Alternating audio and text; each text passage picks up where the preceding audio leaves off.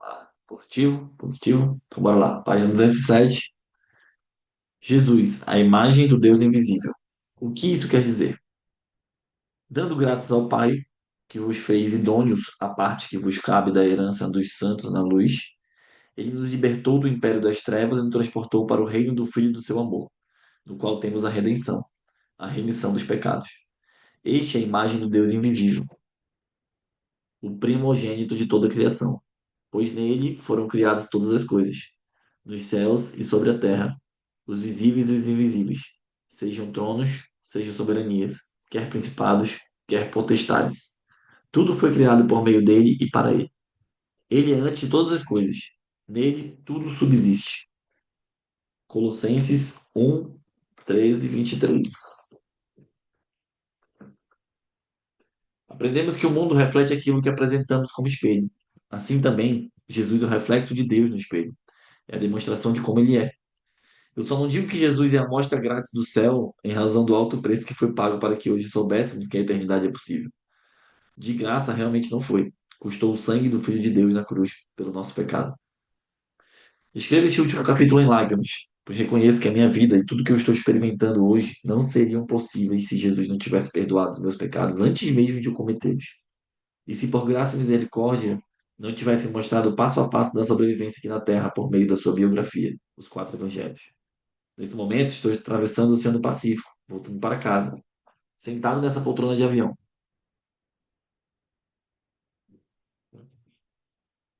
observando os comissários de bordo passarem de um lado para o outro. Veio um estalo em minha mente, que me fez entender toda a correria da minha vida.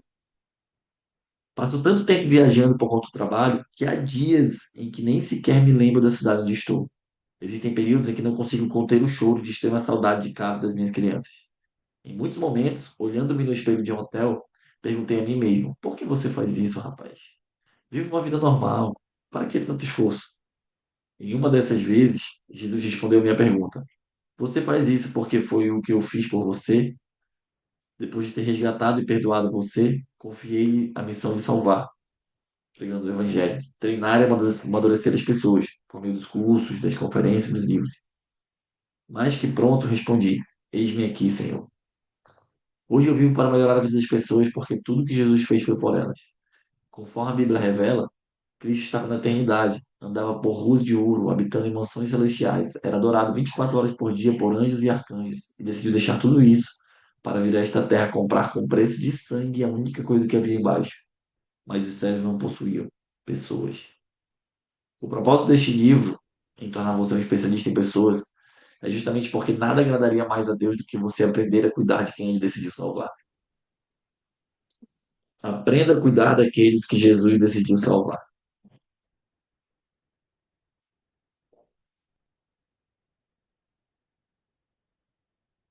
Depois de percorrermos juntos os capítulos anteriores deste livro, sabemos que é difícil lidar com pessoas e que muitas delas nos ferem bastante. Sabemos também que você e eu demos o mesmo trabalho para Deus e ainda assim ele preferiu amar e salvar a você e a mim. Encerra este livro deixando claro que não há outro caminho. Aprenda a lidar com as pessoas. Seja humilde, paciente, esteja sempre disposto a perdoar, pois não se trata dos seus sentimentos ou emoções. O propósito é divino e eterno, e é salvar pessoas. Jesus tecnicamente deveria ser um líder religioso, mas ele contraria esse título quando demonstra publicamente que a vida de uma pessoa vale mais do que qualquer lei religiosa. Os escribas e fariseus trouxeram à sua presença uma mulher surpreendida em adultério, e fazendo-a ficar de pé no meio de todos, disseram a Jesus: Mestre, essa mulher foi apanhada em flagrante adultério, e na lei nos mandou Moisés que tais mulheres sejam apedrejadas. Tu, pois, que dizes? Isso diziam eles, tentando para terem de que o acusar. Mas Jesus, inclinando-se, escrevia na terra com o dedo. Como insistissem na pergunta, Jesus se levantou e lhes disse: aquele que dentre vós estiver sem pecado, seja o primeiro que atire pedra. E tornando a inclinar-se, continuou a escrever no chão. Mas ouvindo eles esta resposta, e acusados pela própria consciência, foram se retirando um por um, a começar pelos mais velhos até os últimos, ficando só Jesus e a mulher no meio onde estava. Erguendo-se Jesus, e não vendo a ninguém mais além da mulher, perguntou-lhe: Mulher, onde estão aqueles teus acusadores? Ninguém te condenou? Respondeu ela: Ninguém, Senhor. Então lhes disse Jesus: Nem tampouco te condeno. Vai e não peque mais. João 8, 3, 11.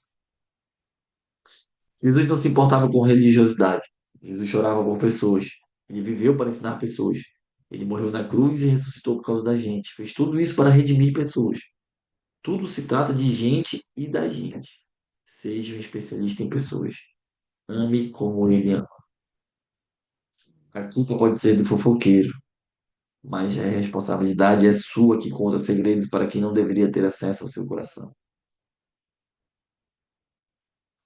A culpa pode ser do fofoqueiro, mas a responsabilidade é sua que conta segredos para quem não deveria ter acesso ao seu coração. Tomem sobre vocês o meu jugo e aprendam de mim, pois sou manso e humilde de coração. E vocês encontrarão descanso para suas almas. Mateus 11, 29. Muito bom. Agradecimentos do livro. Conselhos finais, na verdade, do livro. Não basta conquistar a sabedoria, é preciso usá-la. Cícero. Cícero falou isso. Levei um tempo considerável da minha vida para tornar-me especialista em pessoas, mas garanto que se estou onde estou é porque aprendi a lidar com elas. Conforme você pôde ler nas páginas deste livro, já cometi diversos erros. E se eu tivesse a bagagem emocional, a sabedoria e a atenção aos conselheiros da minha vida com as quais conto hoje, muito provavelmente eu não erraria tanto. É claro que ainda cometo erros com pessoas, mas hoje sei como repará-los. Sou rápido em buscar reconciliação e perdão. É exatamente por esse motivo que apresentei a você a sabedoria. Se você aprender e colocar em prática aquilo que trabalhamos juntos aqui, sua vida será muito melhor. Digo isso com certeza, porque sei e afirmo sempre o seguinte: tudo está relacionado a pessoas. Se você souber lidar com pessoas, terá uma vida muito mais feliz e tranquila. Finalize então com a cereja do bolo. Dois conselhos preciosos que permeiam tudo que este livro trata.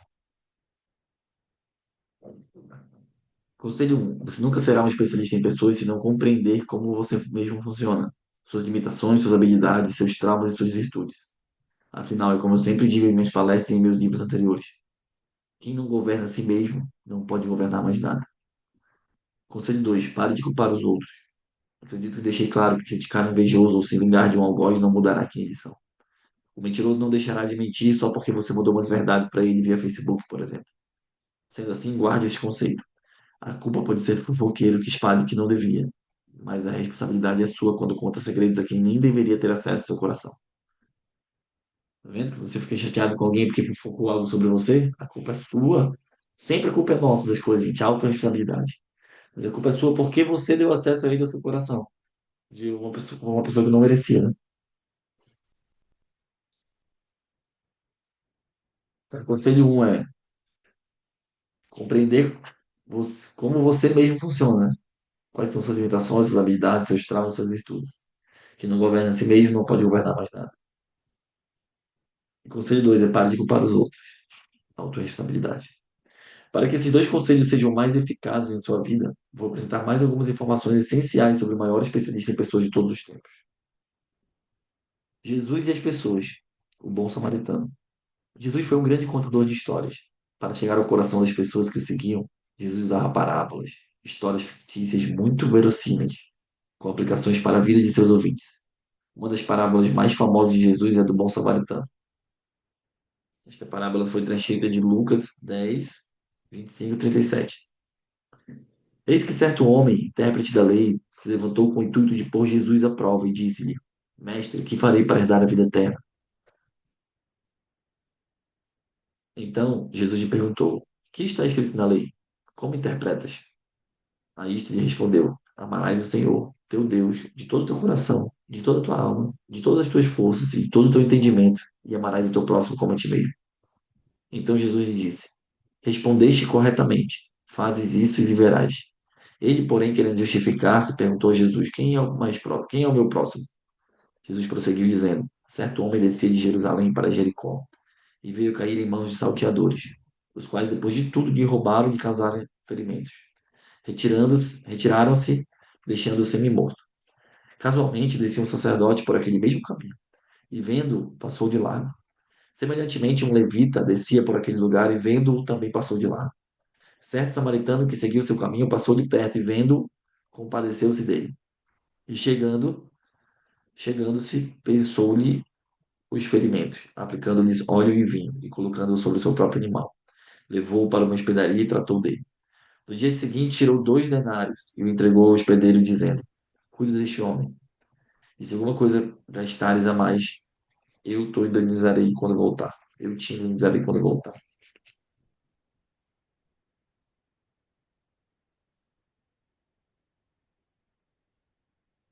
Qual destes três te parece ter sido próximo do homem que caiu nas mãos dos salteadores? Respondeu-lhe o intérprete da lei, o que usou de misericórdia para com ele. Então Jesus lhe disse: Vai e procede tu de igual modo. Uma das parábolas mais conhecidas de Jesus, a parábola do bom samaritano, é um resumo de toda esta obra. Um doutor da lei judaica, carregado de orgulho, sarcasmo e ironia, tenta combater Jesus com uma pergunta capciosa. Alguém já fez isso com você? Acredito que sim. Já percebeu que sempre há pessoas que se acham mais do que os outros e querem encontrar um jeito de fazer perguntas e provocar situações que vão gerar feridas?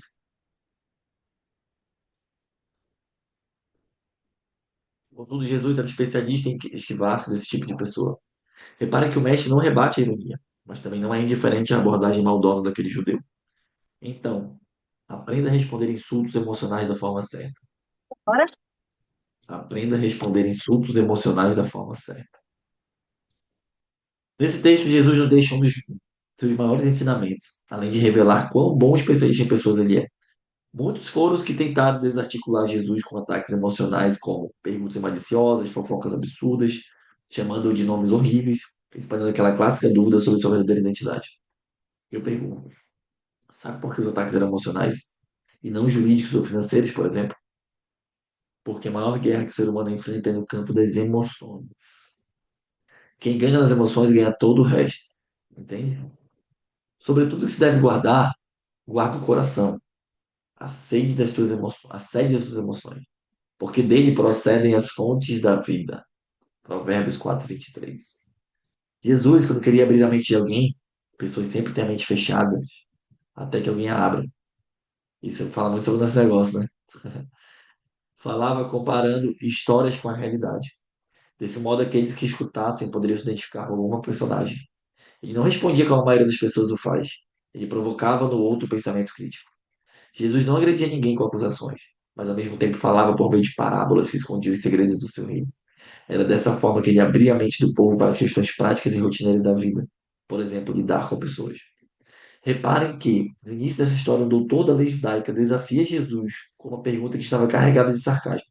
Aquele homem se apresenta diante do mestre com a intenção de contrariar, envergonhar, desacreditar ou, no mínimo, bater boca com o Nazareno.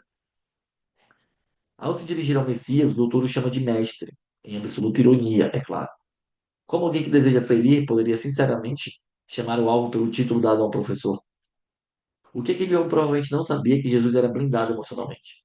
Aquele a quem ele se dirigia carregava o fruto do Espírito, que é demonstrado por características como a mansidão e o domínio próprio. O Messias jamais se deixou levar pela ironia ou se abater pela arrogância de outrem. Já nós nos deixamos levar com frequência, não é? Compramos briga, não levamos desaforo para casa, colocamos tudo para fora. Vivemos no famoso bateu, levou. É por isso que você precisa decidir se quer ter razão ou se deseja influenciar positivamente as pessoas. Jesus mudou o mundo com sua influência sem nunca ter brigado para ter razão. Isso é top, hein? Nesse caso, para surpresa de muitos, ele responde ao voz emocional, como os sábios costumam fazer, utilizando perguntas. Eu gosto muito disso aqui, né? Vocês sabem, quem já leu meus treinamentos sabe. O que está escrito na lei? E como você interpreta isso? Jesus fez essas perguntas a um homem que era doutor na lei judaica. O mal intencionado certamente ficou com raiva. Deve ter pensado: que sabedoria é essa que inverte as posições de um ataque? Vim argumentar, porém, agora quem está sendo confrontado sou eu. Ao questionar o que está escrito, Jesus tira a responsabilidade de cima de si. Como você interpreta isso? O Messias coloca a responsabilidade a quem perguntou. Jesus era muito inteligente, não há dúvidas disso. Se tivéssemos a inteligência emocional de Jesus, o que seria impossível para nós? Pessoas ferem, outras curam. Jesus segue contando uma parábola na qual um homem é espancado por um bando de salteadores e deixado semi-morto pelo caminho. É nesse momento da história que um samaritano o encontra moribundo e, apesar do desprezo de outros que haviam passado e nada feito, socorre-o cuidando das feridas e o levando para uma hospedaria. Pessoas feriram, outras curaram. Vida que segue.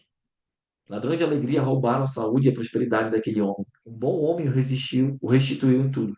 A vida é assim, pessoas são assim, como você viu em todo este livro. Os personagens dessa história são o doutor da lei, irônico, malicioso e invejoso, que perturba quem está em destaque. Jesus, especialista em pessoas. Os ladrões, aqueles que apenas roubam o que os outros possuem. O homem espancado, ferido, indefeso e precisando de ajuda. O sacerdote e o levita, indiferentes à necessidade alheia. O samaritano, que dispõe a deixar seus afazeres de lado e ajudar. Nessa cena digna de filme, quem é você? Qual é o seu personagem? Que tipo de pessoa você é? Fala aí, gente, quem é você? Você é o doutor da lei, o Jesus, os ladrões, o homem espancado, o sacerdote, o levita ou o samaritano? Jesus e as pessoas, o Sermão do Monte. Além de ensinar por parábolas quando era confrontado, Jesus também tinha o hábito de ensinar seus seguidores e seus discípulos. O Sermão do Monte é um dos ensinamentos mais conhecidos e importantes do Mestre. Esse trecho do Sermão do Monte foi transcrito de Mateus 5, 38 e 48. Ouvistes que foi dito, olho por olho, dente por dente. Eu, porém, vos digo, não resistais ao perverso, mas a qualquer que te ferir na face direita, volta-lhe também a outra. E ao que demandar contigo e tirar-te a túnica, deixa-lhe também a capa. Se alguém te abrir a andar uma bilha, vai com ele duas. Dá a quem te pede, não voltes as costas ao que deseja que lhe emprestes. Ouvistes o que foi dito, amarás o teu próximo e orai pelo que vos perseguem, para que vos torneis filhos do vosso Pai Celeste. Porque ele faz nascer o sol sobre maus e bons e vir chuvas sobre justos e injustos. Porque se amardes os que vos amam, que recompensa tens? Não fazem os publicanos também o mesmo? E se saudardes somente os vossos irmãos que fazeis demais, não fazem os gentios também o mesmo?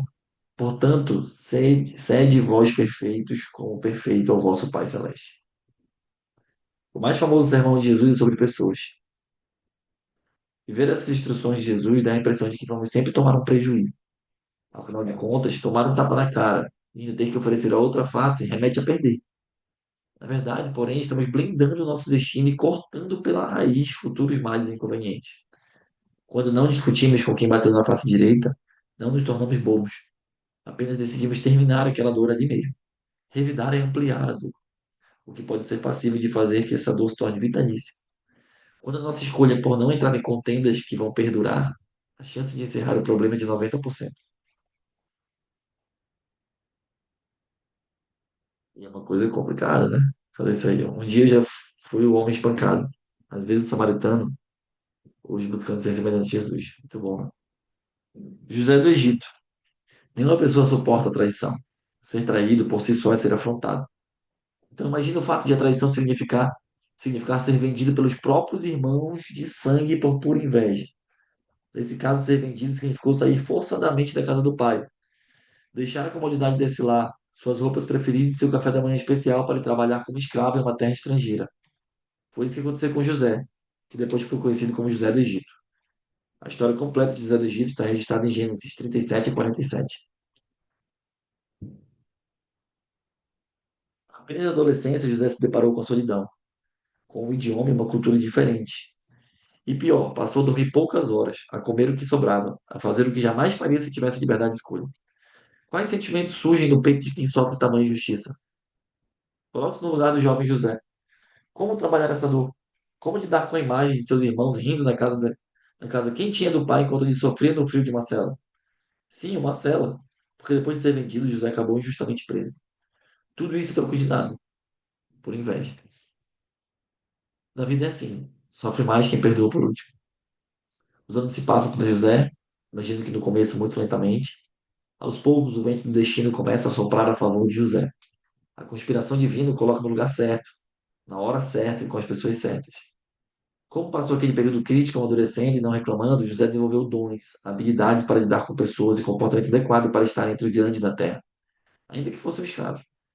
Quando o faraó estava diante de um problema insolúvel, o copeiro do rei, que antes estivera preso com José, lembrou-se que o jovem hebreu tinha o dom de interpretar sonhos e sabedoria para falar com pessoas estratégicas. Foi assim que Deus mudou a sorte de um ex-filhinho de papai que se tornou escravo. José resolveu o enigma e foi nomeado governador de todo o Egito. Quando toda a terra entrou em um período de dura fome, todas as nações foram até o novo governador do Egito implorar por comida. Era com José que falava. Em razão da sabedoria de José e da administração realizada por ele, somente o Egito possuía mantimento. Eis que surgiu então a grande chance de vingança. Os irmãos de José, os mesmos que o haviam vendido anos antes, entram na fila para comprar alimentos, vindos de longe, em uma tentativa de sobreviver. Mas eles não tinham ideia de que o único provedor de vida em toda a terra era justamente o irmão que eles tinham maltratado e descartado anos antes. E agora? A conclusão dessa linda história bíblica é que José, agora todo-poderoso, reconhece seus irmãos e, depois de fazer alguns testes com eles, leva-os para uma sala privativa, tira a roupa faraônica e, chorando, grita: Eu sou José, vosso irmão, a quem vendestes para o Egito. Seus irmãos ficam atordoados com a notícia e o medo toma conta de todos. Então o governador e administrador dos viveres de toda a terra diz: Agora, pois, não vos entristeçais, nem vos irriteis contra vós mesmos, porque me haverdes vendido para aqui. Porque, para a conservação da vida, Deus me enviou diante de vós. Assim, não fostes vós que me enviastes para cá, e sim Deus, que me pôs por pai de Faraó e senhor de toda a sua casa, e como governador em toda a terra do Egito. O propósito foi maior do que a dor. José entendeu. Entenda você também. Assim também será contigo. Lidar com pessoas pode deixar feridas, mas o seu futuro, o seu destino é mais importante do que as dificuldades do presente. Acredite. Desejo a você paz e prosperidade. Lidar com pessoas pode deixar feridas, mas o seu futuro, o seu destino é mais importante do que as dificuldades do presente. Thiago Brunei, Orlando, Flórida, novembro de 2019. Até me arrepiei vendo esse final aqui. Já pensou teus irmãos te venderem para ser escravo? Depois você dá a volta por cima e os teus irmãos vêm de pedir ajuda.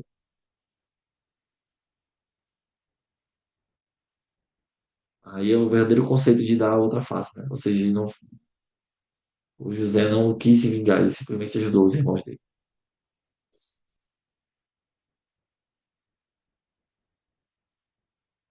Vamos lá. Agradecimentos. Agradecer a todos que contribuem com a minha vida, principalmente com este projeto, daria um livro à parte, tal, tal. Queria agradecer ao Sobral, aos meus editores. Agradecer aos meus filhos, que são inspiração de quem precisa para continuar, que eu escrevi esse livro. Que os agradecimentos dele, né? Todas as pessoas que ajudaram a fazer o livro. Foi um livro incrível, realmente. Foi um livro maravilhoso. Um livro maravilhoso. Parabéns a todos que acompanharam. E esse último capítulo vai estar lá no YouTube também, todos os capítulos da leitura. Tá bom? Deixa eu acabar a gravação aqui.